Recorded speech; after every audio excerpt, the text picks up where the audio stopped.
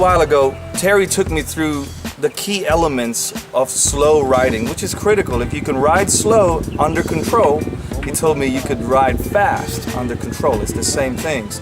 So the two key elements to watch for are your throttle control and your rear brake control. That's right.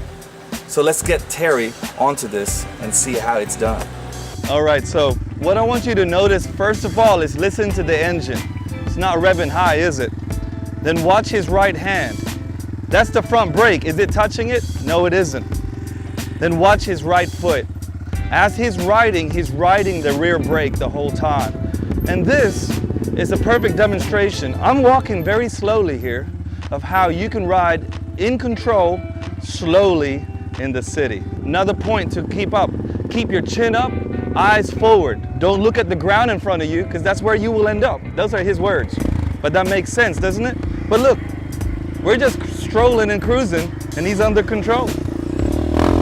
One thing I want you to notice, as Terry is doing this, watch his head. Can you see?